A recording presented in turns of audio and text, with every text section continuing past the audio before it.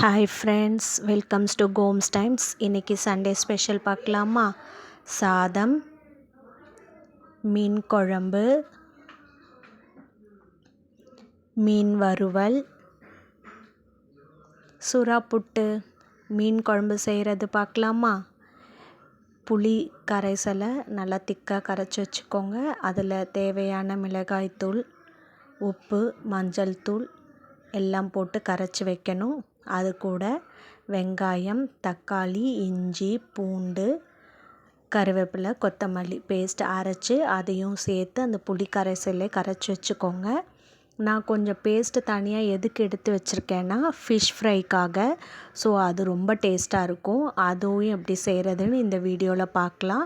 First மீன் குழம்புக்கு இதை நல்லா தேவையான தண்ணி ஊற்றி கெட்டியாக கரைச்சி வச்சுக்கணும். நம்ம எக்ஸ்ட்ரா ரொம்ப தண்ணி ஊற்ற வேண்டாம். நாம் மீன் குழம்பு இன்றைக்கி சட்டியில் தான் செய்ய போகிறோம். ரொம்ப ரொம்ப டேஸ்ட்டாக இருக்கும். மண் சட்டியில் செய்கிறதே ஒரு தனி டேஸ்ட்டு தான். ஸோ நீங்கள் ட்ரை பண்ணி பாருங்கள், சூப்பராக இருக்கும். சட்டி நல்லா ஹீட் ஆனதுமே தேவையான எண்ணெய் ஊற்றிட்டேன். அதில் நாம் கடுகு, சீரகம் எப்பவும் போல் தான் தாளிக்க போகிறோம். இதில் வந்துட்டு கடுகு சீரகத்துக்கு பதிலாக நீங்கள் வடவம் இருந்தால் அது யூஸ் பண்ணிக்கலாம். ரொம்ப டேஸ்ட் அதிகமாக இருக்கும். நான் அது இல்லாததுனால நான் கடுகு, சீரகம், வெந்தயம் போட்டு தாளிச்சுக்கிறேன். இன்றைக்கி என்னோடய சமையல் இல்லைங்க, எங்கள் அத்தை தான் செய்கிறாங்க. ஏன்னா எனக்கு நான்வெஜ்ஜு செய்ய அவ்வளோவா தெரியாது. ஸோ எங்கள் அத்தை தான் செய்கிறாங்க. வெஜ்ஜு எல்லாமே செஞ்சுடுவேன், பட் நான்வெஜ் எனக்கு தெரியாது. இதே மீன் குழம்பு, சைவ மீன் குழம்பு நான் வச்சு காட்டுறேன் ஒரு நாள். சரிங்களா? இப்போ நாம் அரைச்சி வச்சுருக்க அந்த புளி தண்ணி கரைசல் இருக்கு இல்லையா? ஸோ நான் அது தாளித்த உடனே இதில் ஊற்றியாச்சு. நல்லா கொதிக்கணும். நல்லா கொதித்த பிறகு தான் நான் மீன் ஆட் பண்ண போகிறோம். சரிங்களா? நல்லா இந்த தண்ணி இருக்குது பார்த்தீங்களா? நம்ம எக்ஸ்ட்ரா கொஞ்சம் தண்ணி தான் ஊற்றிருப்போம். அந்த தண்ணியெல்லாம் சுண்டணும். சுண்டின பிறகு நாம் வாஷ் பண்ணியிருக்க மீன் நம்ம போட்டுக்கலாம். மீன் நான் சங்கரா மீன் தான் எடுத்திருக்கேன். சரிங்களா?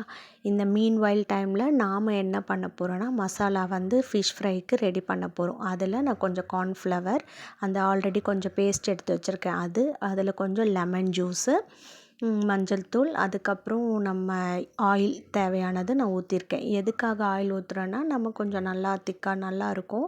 ஃப்ரை பண்ணும்போது நிறைய ஆயில் பிடிக்காது, அதில் கொஞ்சம் ட்ரையாக இருக்கும். ஓகேவா? ஸோ இந்த பேஸ்ட்டில் நான் மசாலாவில் பார்த்துட்டிங்கன்னா மீன் எல்லாமே நான் ஆட் பண்ணி நல்லா எல்லா சைட்லேயுமே நல்லா படுற மாதிரி பிசைஞ்சு நாம் அதை ஊற வைக்க போகிறோம். அதாவது கொஞ்சம் ஃப்ரிட்ஜில் கூட வைக்கலாம், ஃப்ரீசரில் கூட வச்சிடலாம். ரொம்ப நல்லாயிருக்கும். நான் ஃப்ரீசரில் வைக்கலை, எனக்கு இதெல்லாம் ரெடி பண்ணுறதுக்குள்ளே நம்ம அது ஊறிடும்ன்றதுனால நாங்கள் வெளியவே வச்சுட்டோம். ஸோ நல்லா எல்லா சைடும் படணுங்க மசாலா. அப்போ தான் நல்லாயிருக்கும். உள்ளே உரைச்சி நம்ம சாப்பிடும்போது ரொம்ப டேஸ்டியாக இருக்கும். நீங்கள் லெமன் ஜூஸ்க்கு பதிலாக அந்த புளி தண்ணி கூட ஊற்றிக்கலாம். அது உங்களுக்கு தெரியும்னு நினைக்கிறேன். ஸோ நம்ம அதுவுமே யூஸ் பண்ணிக்கலாம். பட் நான் லெமன் ஜூஸ் தான் போட்டிருக்கோம். சரிங்களா? நல்லா மசாலாலாம் தடவிட்டு நம்ம ஊற வச்சிடலாம். மீன் ஆல்ரெடி நம்ம கொதிச்சிருக்கு குழம்பு. நம்ம இப்போ அதில் மீன் ஆட் பண்ணிக்க போகிறோம். இந்த மீன் நான் சங்கரா மீன் எடுத்திருக்கேன். நீங்கள் அதுக்கு பதிலாக மத்தி, கவலை, காரப்பொடி, நெத்திலி எல்லாம் கூட நம்ம போட்டுக்கலாம். சேம் தான். ஓகேங்களா? மீன் நல்லா தண்ணி கொதித்து அந்த சுண்டன பிறகு தான் நம்ம ஃபிஷ் ஆட் பண்ணணும். ஏன்னா ஃபிஷ் போட்டோன்னே நீர்த்துடும். ஸோ அதனால் நல்லா குழம்பு கொதித்து திக்காக வரும்போது நம்ம மீன் ஆட் பண்ணிடணும். சரிங்களா? மீன் ஆட் பண்ணிவிட்டு இப்போ இந்த ஸ்டேஜ்லேயே நாம் என்ன பண்ணிடணும், உப்புலாம் கரெக்டாக இருக்கான்னு ஒரு வாட்டி கூட நம்ம பார்த்துக்கலாம்.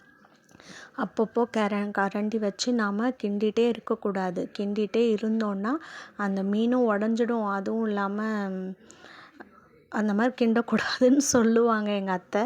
ஸோ சும்மா லைட்டாக, ஓகேங்களா, அடிப்பிடிக்காதபடி பார்த்துக்கோங்க.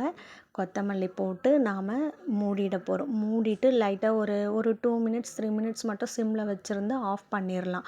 ஏன்னா அந்த ஹீட் இருக்குது பார்த்தீங்களா, அந்த ஆல்ரெடி அப்சர்வ் பண்ணியிருக்கோம் அந்த சட்டியில் ஹீட்டு. அந்த ஹீட்லேயே அந்த ஃபிஷ் எல்லாம் வெந்துடும். ஸோ நம்ம ஆஃப் பண்ணிடலாம். சரிங்களா? இப்போது நம்ம ஃபிஷ் ஃப்ரைக்கு ரெடி பண்ணிக்கலாம். நான் ஒரு பேன் வச்சுருக்கோம். அதில் எண்ணெய் ஊற்றிட்டு ஃபிஷ் போட்டு நம்ம கருவேப்பிலை போட்டு நல்லா 2 பக்கமும் நல்லா சூடு பண்ணிவிட்டு திருப்பி போட்டு ஃப்ரை பண்ணினதுக்கப்புறமா எடுத்து வச்சுக்கலாம். இதுதான் ஃபிஷ் ஃப்ரை. இது நான் சங்கரா மீன் எடுத்திருக்கேன். இது நீங்கள் வஞ்சரம் இல்லை மற்ற ஃபிஷ் ஃப்ரை நீங்கள் ஷீலா மீன் சில பேர் சாப்பிடுவீங்க. என்னென்ன மீன் சாப்பிடுவீங்களோ அதுக்கு எல்லாத்துக்குமே இதே ஃபார்மேட் யூஸ் பண்ணிக்கலாம். ஓகேங்களா? தேங்க்யூ.